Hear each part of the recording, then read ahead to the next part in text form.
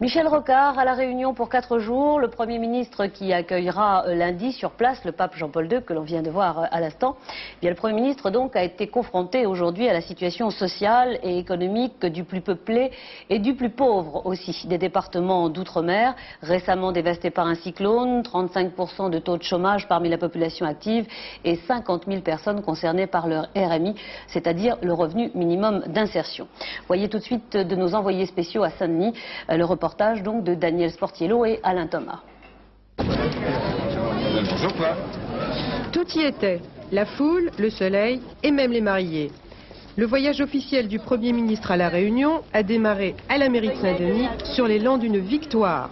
Celle de Gilbert Annette, maire socialiste de Saint-Denis depuis un mois à peine. Michel Rocard avait donc une double raison de venir saluer le nouveau maire d'une capitale détenue par la droite depuis 20 ans.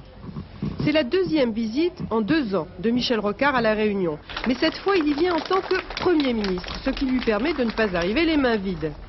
Contrat de ville avec Saint-Denis, contrat de plan État région, autrement dit, engagement financier précis et chiffré de part et d'autre, et surtout mise en place du RMI. 50 000 personnes vont en bénéficier, ce qui place La Réunion au rang de premier département français pour le nombre de bénéficiaires par habitant. Il y a ici 60 000 chômeurs déclarés à la LPE.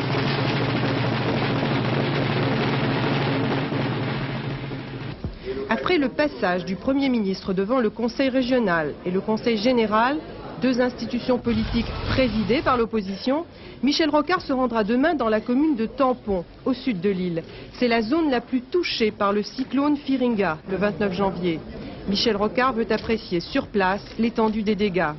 La deuxième journée de visite à La Réunion du Premier ministre promet donc d'être moins institutionnelle que la première. Et ce ne sont pas les Réunionnais qui l'ont attendu des heures parfois qui s'en plaindront.